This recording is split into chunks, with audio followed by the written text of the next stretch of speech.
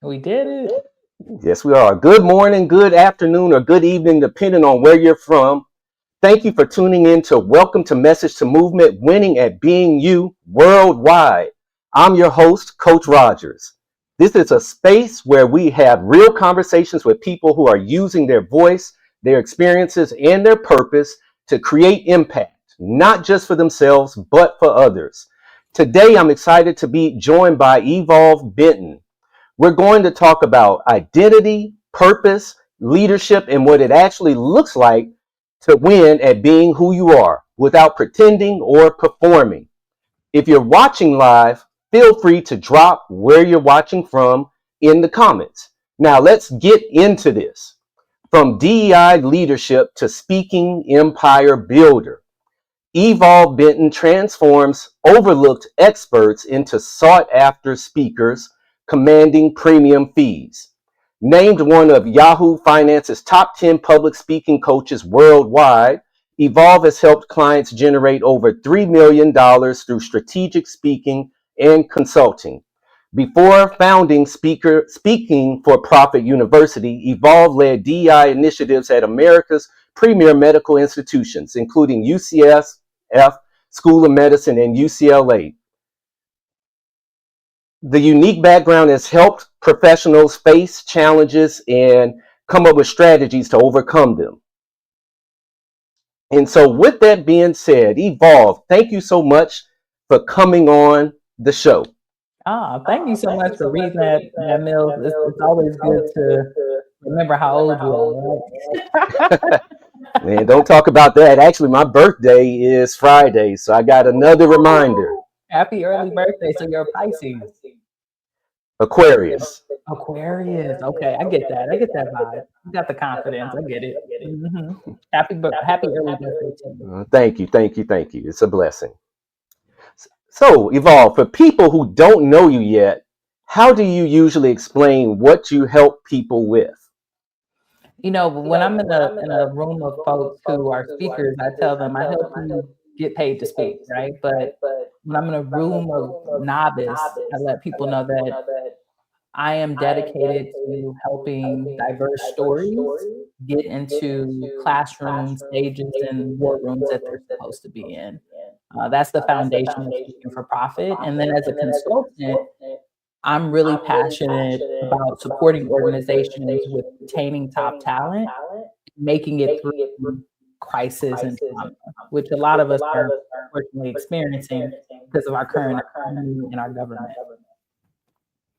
Awesome. And so, you talked about helping people.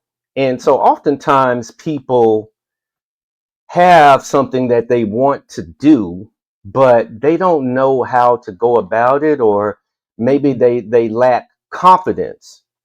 And so, people like that, what mindset shift do you think helps people overcome maybe a lack of confidence or um, taking or a lack of taking action? That's a great question. And it's actually twofold, right, Mills? Because I think confidence and actually action are two different things, right? Like people come to me and they have great speeches, great framework, educated, extremely confident, but they're not doing sales skills or strategies. They're not reaching out to people. They're not pitching. They're not putting themselves out there. And they'll tell me it's because I have imposter syndrome. No, you don't have imposter syndrome because you got all these degrees. You speak at work all the time. You run your household. What you have is a skill set issue.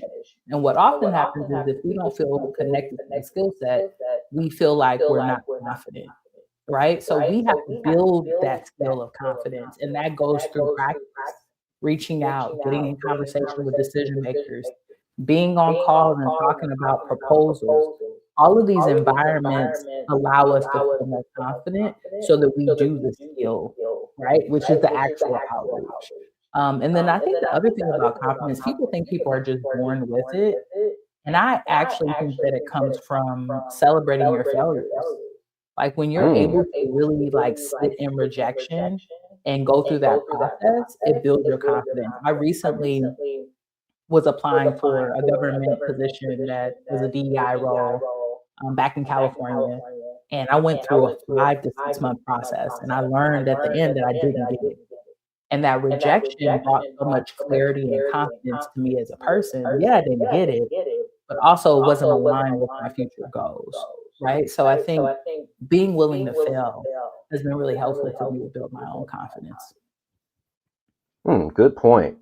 And for me, man, the idea of failure, oof, I almost hate to word it that way because of the energy associated with it, but Mhm. it's a reality. We Yeah, we have to not be successful at certain things, and we learn those lessons from it. yeah. Not get what we want, right? Because it's not real failure. Like, I'm still here on the planet. I'm here with you in the middle of the day. I used to be in an office. I'm about to go rub on a dog's belly after this interview. Like, I got a good life, like, right? But in the moment, it could feel like everything, right? And I think that that's why what stops a lot of people is they don't allow themselves to have those moments. So then they're afraid to actually pitch and to request that interview or to go host that large event because every time failure comes around, they make it about their whole lives instead of just dealing with it, going through the experience, and then moving on to the next opportunity. Mm. So you kind of have to compartmentalize it. You got to experience it. Yeah. So many of us just want to feel it and then be like, whatever, it's on them, it's their loss. But actually experience the sadness, the disappointment, uncomfortability, and then you're able to move on. If not, you carry that baggage. And then every time you do something to do, that's the energy that's coming up for you because you haven't Mm. released. So along those lines, why do you think so many capable people, and you kind of touched on it already, struggle to believe their knowledge or lived experience has tangible value that it can bring about change? I've thought a lot about this, Mills, because, you and I both have been speaking for a while and working with others, probably like at least 3 to 5 years. And what I've really seen is that it's a corporate brainwashing. That's the best way I can describe it, right? Like, most of the people I work with have jobs where they have multiple responsibilities beyond just speaking and training. They're probably speaking and training if they're in higher education. They're over here running a whole program. They're writing grants, and they get paid $75,000 a year.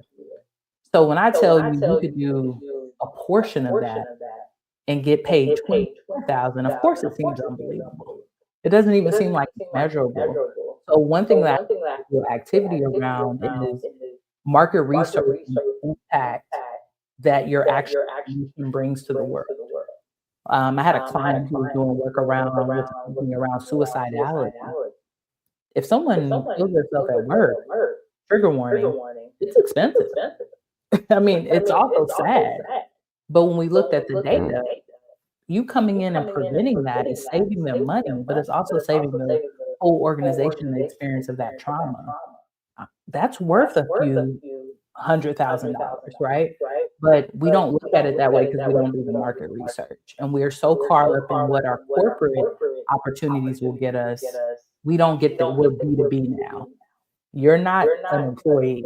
You're a business who's working with another business, and those outcomes are a lot larger. So I think it's corporate. I think it's education. Like the educational world will tell you how much you're supposed to make because of your degree. And we know that that's not true. Some people are making triple and they ain't even got a degree.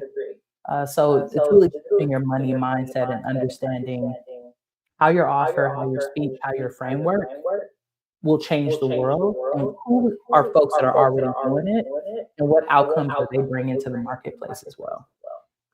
Do you help people maybe package those skills so that they can pitch them to organizations and corporations? I sure do. Because what people come to me and tell me, Mills, every day, I'm an inspirational speaker. I'm a motivational speaker. And I'm like, what's that mean? What problem do you solve? Because that is why they are paying you. Yes, okay, cool. You're going into it to inspire young people. But inspire them to do what? Stay in school, not do drugs, Not, go to community college, I don't know, whatever your topic is, what is the larger outcome that you're helping them get? And I think that positioning is really what takes a speaker from being a novice to an actual professional. So yeah, we work with folks with that in the university, and that's one of the first things we think about is you've already got a speech, you've already got something that you've been like sitting on, but how do we frame it in a way where our organization actually sees it as value and where you see it as value? Because what I always tell people is your speech and your framework, you're not going to do that one time. I'm sure you got speeches, Mills, you've done about 3 or 4 times, maybe even 10 times.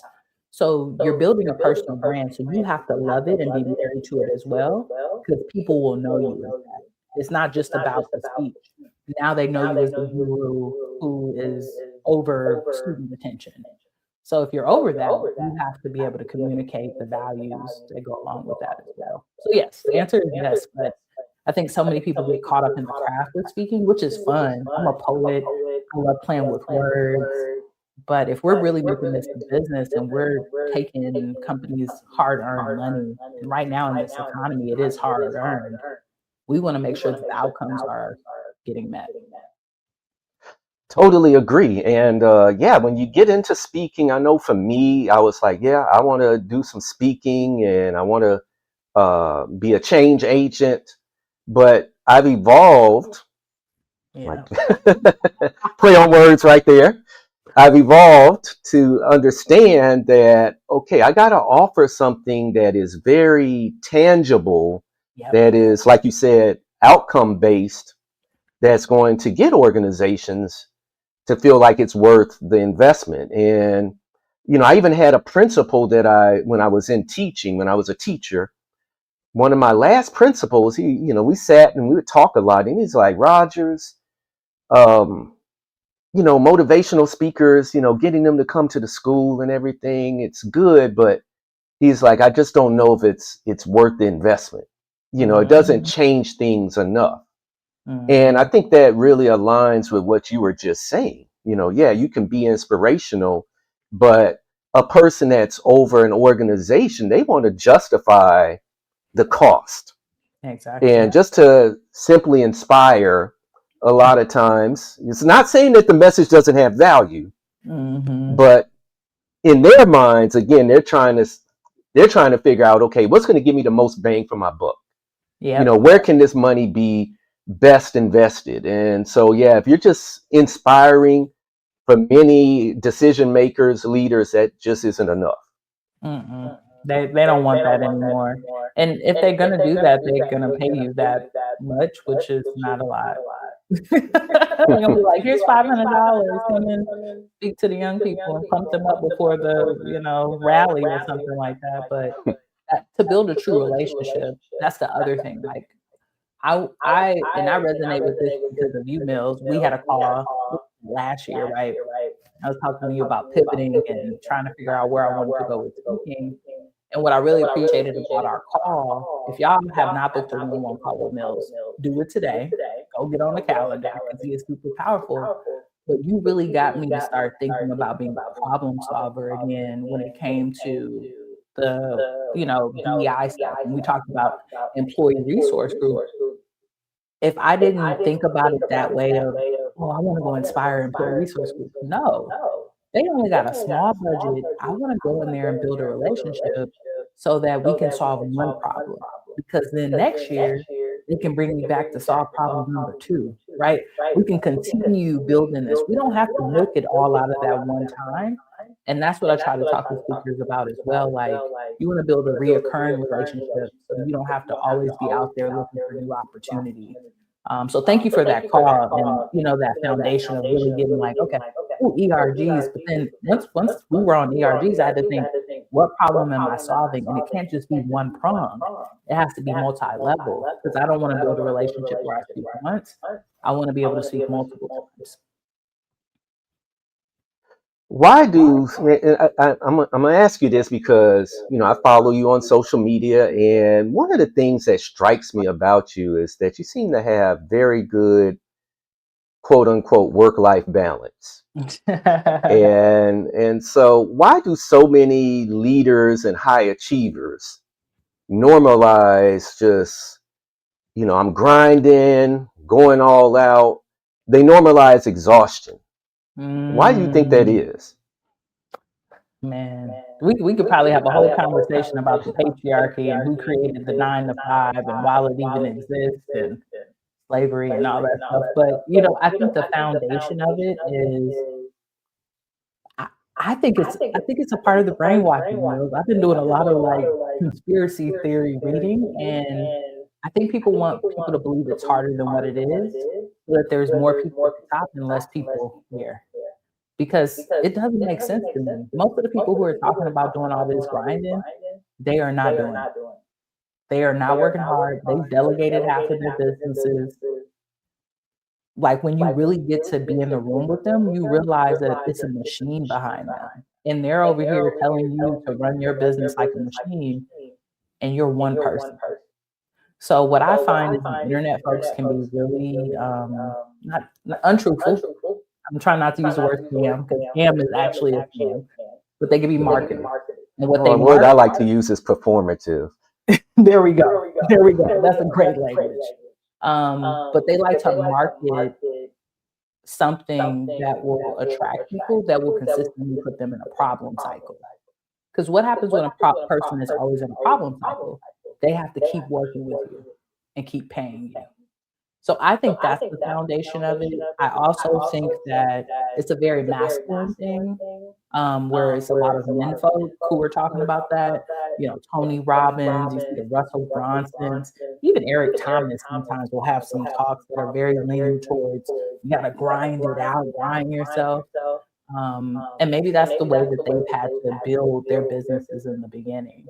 But we know that that's not what they're doing now. That all of them have teams that are behind them. So me, I have to have a work-life balance. I didn't leave my corporate environment, which was extremely stressful, to build something that is going to be stressful for myself.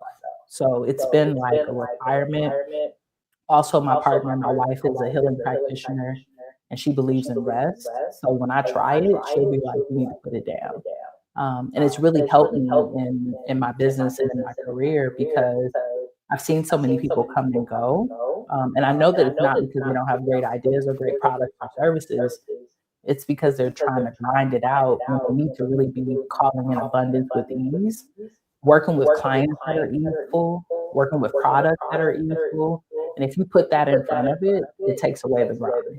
So I move a lot slower than some people, but I'm willing to be slow and still around than fast and burnt out. And so talking about, I guess, pacing, Mhm. and I think it lends itself to the importance of systems. Yeah.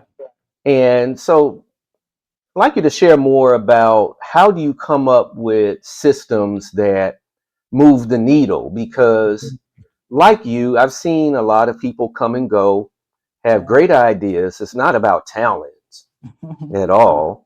mm-mm. It's about systems. And so what are your thoughts on that? I think the system has to start with you. I find so many speakers, entrepreneurs try to look at for an app. They're like, should I use Go High Level, School, or this, right? Or Kajabi? And it's like, what's the outcome? What do you need? What's the user interface that's like good for you? Like, people will be online, they're like, what do you think my clients will want? Do they want to be in a school group, a circle group? Do they want to hear this kind of speech or that kind of speech? What do you want to do, fam? What do you feel more comfortable with? What is something I could wake you up in the morning, you can do it right now? 2 o'clock in the morning, it's so easeful. So I think systems start with us understanding what our outcomes are and what we want. And a lot of people don't know that. They just say, I want to make money. I want to get on the stage. But what does that look like 3 to 5 years from now? What does that really look like for you? Are you speaking on Essence stages now? Are you speaking at higher education institutions, some of the top conferences? If that's the goal, then what kind of speakers do they want on those stages? Oh, they want someone who has a book. Oh, they want someone who's spoken to these type of organizations, have this type of testimonials. Oh, they want someone that has a really good speaker's reel. you could start to build out systems to build out those assets to hit that goal. But if you just have like no SMART goals and you're just going after it, it's just not going to be easy for you. So for me, I look at myself first. I look at my clients. I'm like, do a self assessment. What do we want beyond money? Because money is great, but where's it going? What you gonna do with it? You buying a house? You helping out granny? You taking care of these kids? And then where do we want to be 3 to 5 years from now as a speaker? And how do we build out the assets in order to get there? Some of that is speaking gigs, but a lot of that is building out your craft and your business acumen to be able to be in rooms with people so that you can move the needle. And then when it comes to apps, right? Like, because there's AI, there's all these CRMs. We have a SAP CRM. I think the foundation of those systems is simplicity. There's more than enough apps, but for me, I want user experience where my client that's 63 that lives in the UK can use it, or my client who's 18 who just started doing comedy and now wants to be a public speaker can use it. The techie folks or the non-techie folks. So when someone works with you, do you've created specialized apps for Yeah, them yeah, to I did a use? couple of things. I mean, I love AI and I love technology. It's something that I don't really market, you know what I'm saying? Like, "Ooh, I'm an AI person," but I just love tech. So I've built out like a revenue calculator before on Lovable, so people could put in like, "Okay, this is how much money I wanna make. How much should I be charging as a speaker? And then what does it also look like to have additional funds?" We sell books, we have merchandise, right? We built out the speaker fee calculator, which allowed you to put your proposal, like, "This is what they want me to do, how much should I charge them?"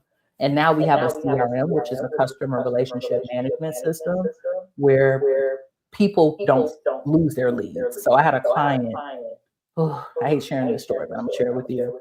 She had a $30,000 contract, and she forgot to sign it, and it was, like, Wow. time sensitive, so she lost it. So that's one of the reasons why we built out the CRM, so that we have those built-in reminders and all that, so that people don't miss out on the bag. That still hurts my heart, even though it wasn't my money. It still hurts my heart. Wow. Man, it's a lot of money to It is a lot of money, but yeah, yeah. I love like building out stuff with AI because I feel like AI is cool because you could have an idea. It was like, let's say right now you're like, you know what? I'm tired of streaming. Shoot, they got apps out here. We can build our own in the day now, right? Like, so I think it takes us from idea to actual solution a lot quicker, and I love to be a part of the process. Oh, I totally agree with that. I know it's helped me a lot just with the things that I do as far as it going from yeah, idea to Mhm. implementation. Yeah, It has shortened it, man, I don't know, like 1,000 yeah. times literally. So Yep. yes, Exactly. definitely That a goes back to tool. your question about systems too, right? Like at S4P, we build when people want. Some people just build. We built the revenue calculator because my clients was like, I know I need to make this money, but I'm having a hard time deciding on my pricing. Revenue calculator. We built the CRM because she missed the $30,000 contract, right?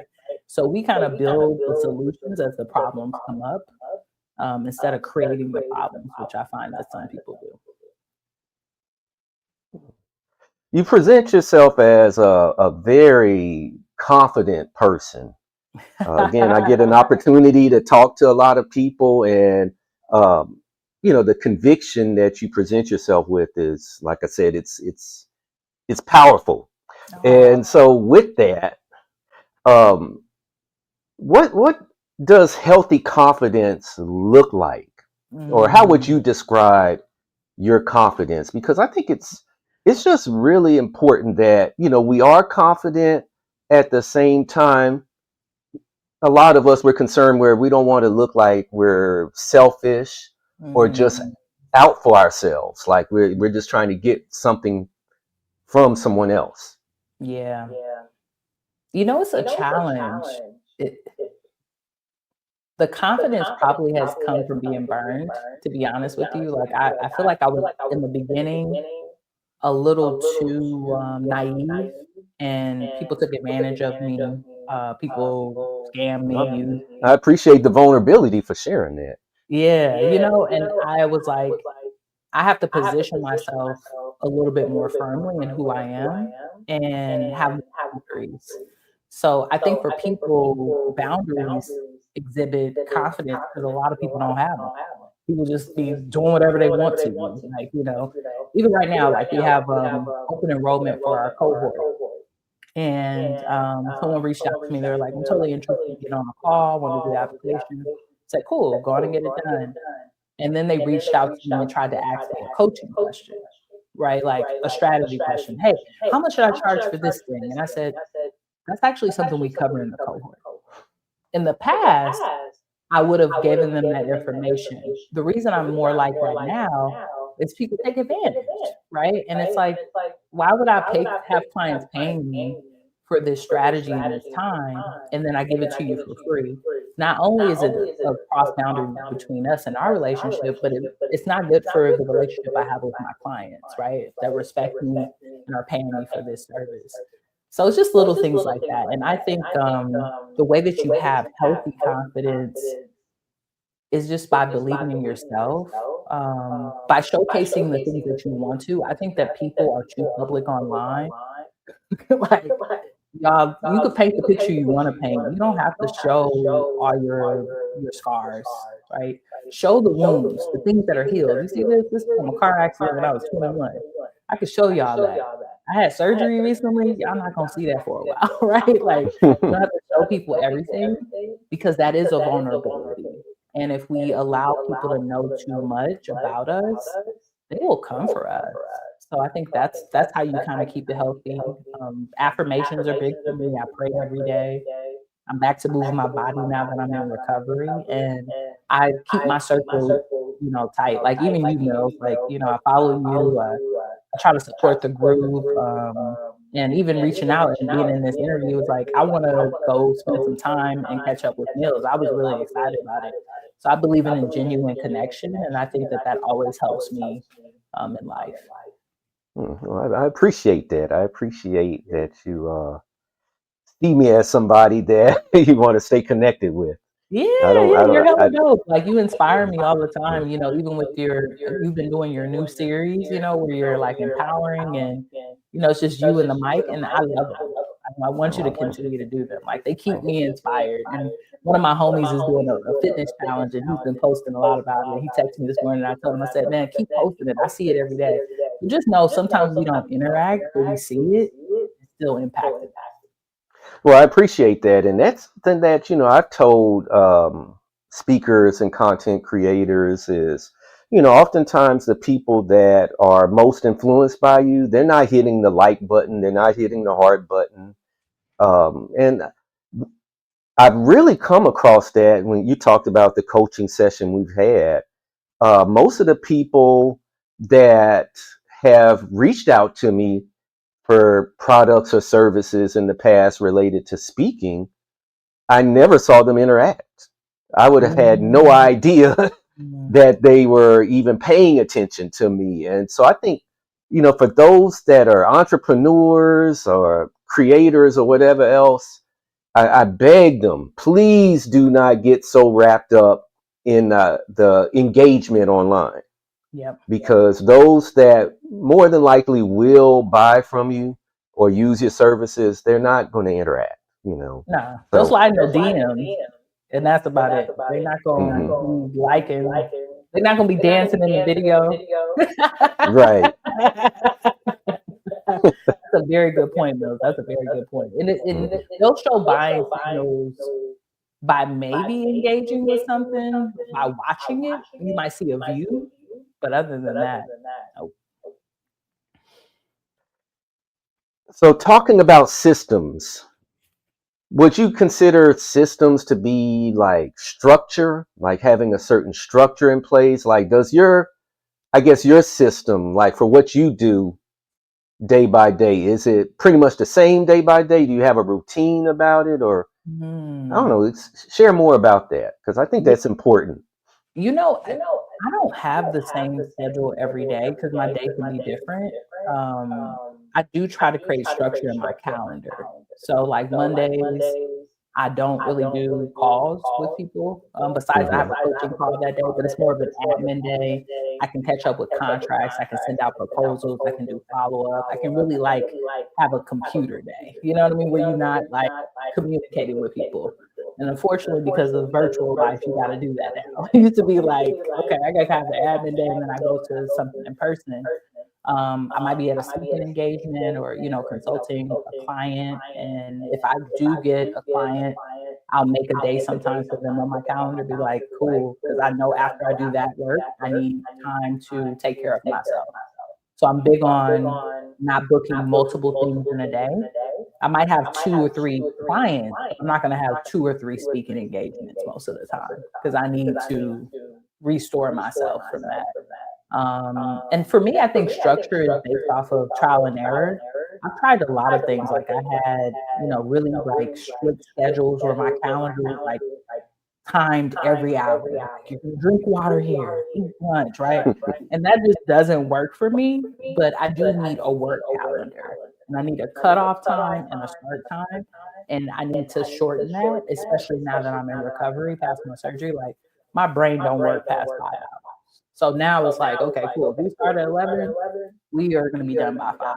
We can't go beyond that. So those are just the boundaries that I create. I always tell folks, when you're thinking about your structure, especially as an entrepreneur, you've got to put the season first. So are you in the season of making Mm. money? Cool. Well, you need to be in sales activity. You need to be reaching out to leads. You need to be getting in calls. You ain't got calls on your calendar. You probably ain't got no speaking engagements booked. You ain't got no discovery calls, right? So we need to be in that. If the money is made, then we're in the season of expansion and scaling.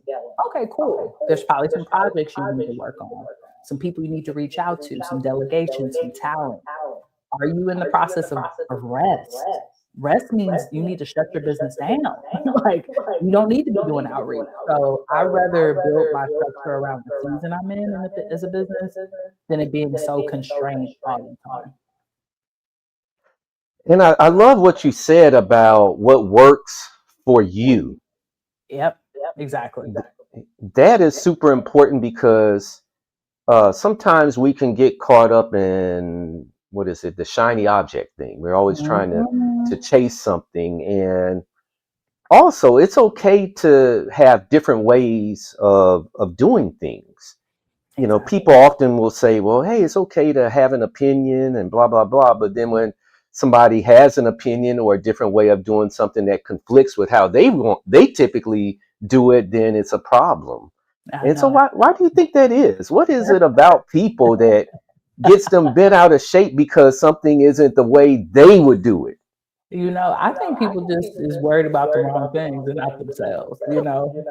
My granny used to always tell me that charity starts at home and then spreads abroad, right? Um, it's so much easier to focus and point out what's wrong with others and not do self work. I've fallen in love with self development. I don't know about you, so I love it. Like I'm really in my own bubble, and maybe that's that confidence that you mentioned. I'm so trying to fix the stuff that's going on with me, my own trauma, my grief, my own experience. I don't have time to worry about if you're using ClickUp or Notion. Just use something, fam. Just use something, whatever works for you. So I come from the method of you're the CEO of your life and your business. And that's what I want all my clients to lead with. Even when I'm working with organizations, I don't say I'm leading this project. I said this is a collaboration, right? You need to get people to come to the event if I'm coming to speak, and I need to show up and be prepared. So it's weird. It's weirdo energy. I think people also have interesting relationships, right? Like they'll be affiliates of products and things, and then they're like, "You got to use this." I'm not tied to nobody but my own last name, to be honest with you. I was on Kajabi the last 2 years. They done did some weird stuff. Now I'm on school. I'm enjoying it. If school gets weird or goes up to $1,000,000, I'll go over to Go High Level. Like I'm just committed to getting the actual outcome. The systems that get me there, they can always change. Mm. I love it. I love it. I love it. And yeah, I love that answer because, well, you know what? One thing you said, and it's funny, I've actually said it to people that, hey, you are the CEO of your life. Mhm. Because, yes, we have choice. And at the end of the day, another thing I always say is no one's thinking of you like you. And so Right? oftentimes people move on, Mhm. and we just got to just go with the flow with life. Nobody's thinking about us as hard as we are, in They are. most cases. Yeah, people will be opinionated, but they're not going to lose sleep over the fact that maybe you're doing it different than them. Yeah, they'll argue with you at the time, but they'll generally just move on, The especially if rage it's not baiting, relevant. they just trying to get attention online, y'all. That's why they Hmm. arguing with you. They trying to get their followers up. People do that a lot, especially on I don't know if you're on Threads. People just A cause little bit. arguments just to get their engagement up. I'm like, Yeah. you knew people were gonna be mad at this. Like people saying put tuna and macaroni and cheese. You know every black person in the world is about to go off on you, right? You're just trying to get engagement. You just want attention. Yeah, I don't know. That's what I'm saying. Like social media, a lot of it I feel is very performative and just, Mhm. baiting. And, I've actually decreased my own use of social media a lot Good. because of that. Because I'm like, I just don't need to be devoting energy to seeing Mm-mm. that nonsense. Mm-mm. So, why do you feel it's so hard for people to do meaningful work while trying to, I guess, achieve financial wealth? Mm. Excuse me. Yeah, I think there's a couple of things. I think one thing is like this marketing view that things have to happen overnight. Like I think there's like this heavy thing of I'm gonna be a millionaire tomorrow. I don't know who did that. Maybe somebody made $1 million today. I don't know what their expenses were, which is a whole nother thing. How much did they keep is a whole nother thing. So I think people have a microwave way of looking at impact, business, and money. I always tell my clients that we're not building microwave products, so you can't put it in there for 30 seconds and eat a great meal. This might be something that you're doing for the next decade, but it's gonna bring in money, it's gonna actually feed your family, and it's gonna get you to those different steps of financial freedom. I think the other thing, Mills, is most people don't know what they want for financial freedom. They just know Mm. they wanna make me and my wife, we wanna retire early. We're talking about moving out the country, right? Like we intentionally saved money from our speaking and our consulting to purchase this property that we're in. Like we're very intentional about our financial freedom journey. And a lot of people don't, all they know is the money coming in. Right. They don't know the money going out. They don't know to take the money and to invest it. It's just it's a lack of um, financial literacy, but there's also a lack of financial awareness around what you truly want.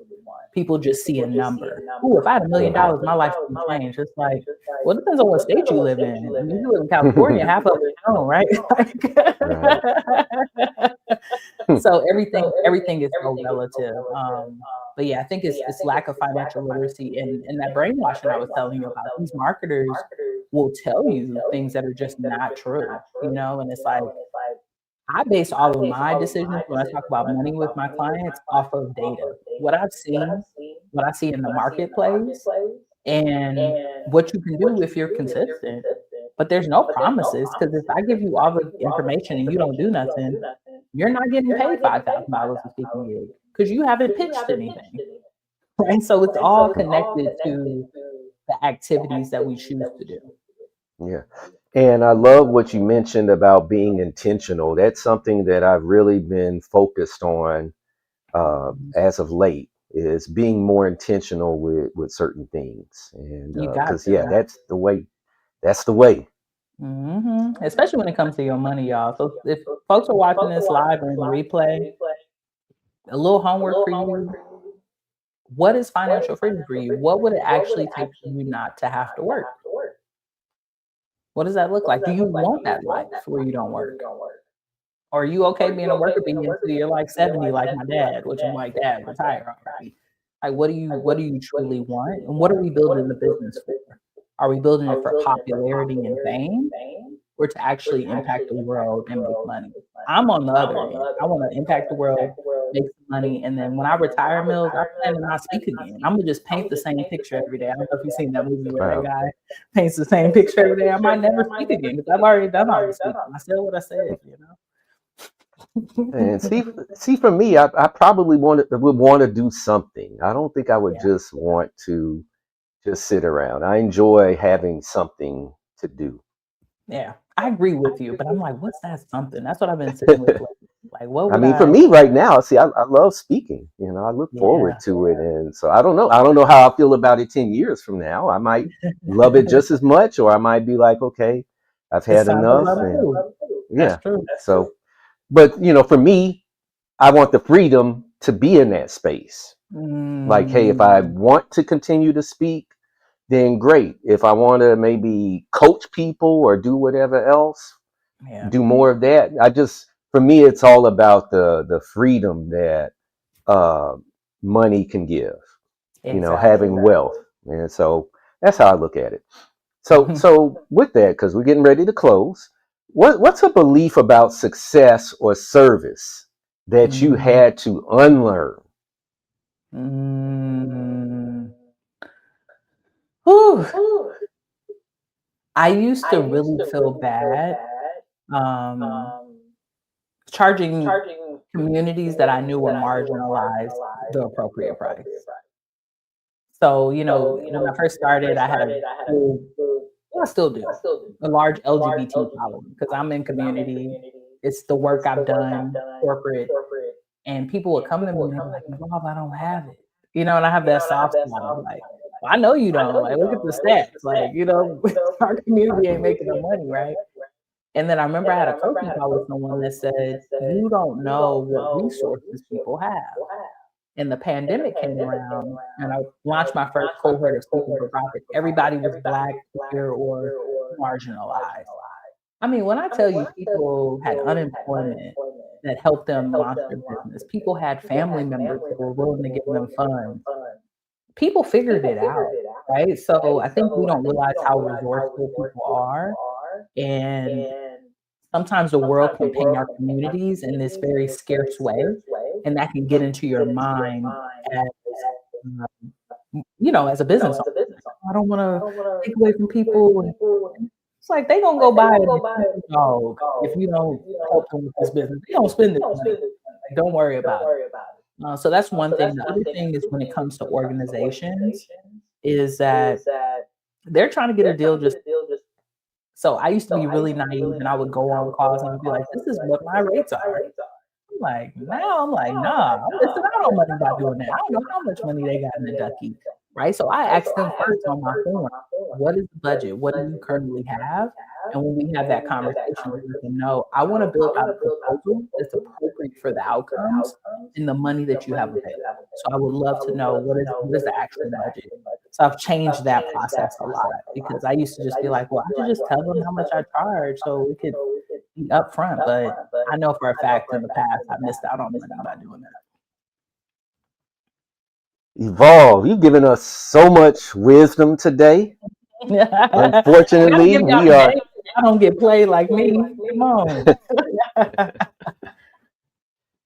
unfortunately we are at the end of the line, end I of the had so much show. fun, I had so much fun with you. Do you have one that you want to share before we wrap up? Because I see you over there nodding your head. Has there been some? Have you given too much money, too much service? Oh yeah, definitely. I've definitely probably shortchanged myself as Mm, far as um, not charging enough. yeah. And so, let me see. The question was, what belief about success or service that I had to unlearn? Um, yeah, like the fact that I guess, with speaking, the fact that, okay, somebody can make a certain amount of money just for coming in there for an hour. Mm-hmm. And so, yeah, that was something I had to get used to, Mm-hmm. because coming from the teaching profession, Mm, you work a whole month and you might take home $3,500. yeah. And so for me to be able to walk into a place and speak for an hour and make that amount of money. At first, I didn't feel bad about it. Don't get me wrong, but there was a little bit of internal friction. Like, Mm. wow. But then I had to understand that, look, God gave me a gift, Mhm, mhm. and all this stuff with, being in education, being a teacher, it was training for that.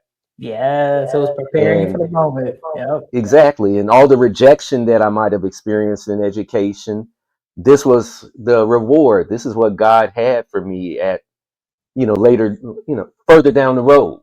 And Mm, so, yeah, those are all things that, I had to unlearn. I had to mhm. unlearn that. Yeah, Hmm. I love that. Thanks for sharing. Oh, you're welcome. I appreciate you asking too. Mm. So, what do you have in the pipeline? What do you want to share with the audience, or if there's an audience member that wants to get in touch with you, share that with us. Yeah, definitely. So you can find all things at speakingforprofit.com. That's speaking, the number for profit.com. But right now, I'm really excited about our school community. It's called the Profitable Speaker Circle.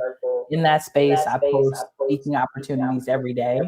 So different events, summits, organizations that are looking for speakers, and we have a great in there on supporting you with putting together your signature talk. That's definitely for beginners. If you're like, you know what, Evolve, I've already been speaking for a while, but I need to install systems for pitching. I do VIP days as well to be able to support people. And then right now, until February 20th, so this is earmarked. We are in open enrollment for Speaking for Profit Academy, which is our 90-day accelerator that supports you with building the foundational business development skills for your speaking business. So we won't be as much focused on the craft. We will have a segment where we talk about your speech, but this is really about business development. But you can find that all at speakingforprofit.com. And I'm totally down to, get on a 15-minute call and just explore with you. Some people have gotten on calls with me and been like, hey, should I work with this person or you? And I'm like, you got to make that decision. But I'm always down to, talk to you, discover more with you, and, have a quick conversation about it. Evolve, thank you so much for coming on I'm getting tongue tied. Winning at being you, from message to movement, conversation. This has been fantastic. We got another great interview, conversation coming up next week. Change happens one person at a time, 1 second at a time. Let's go. Let's go.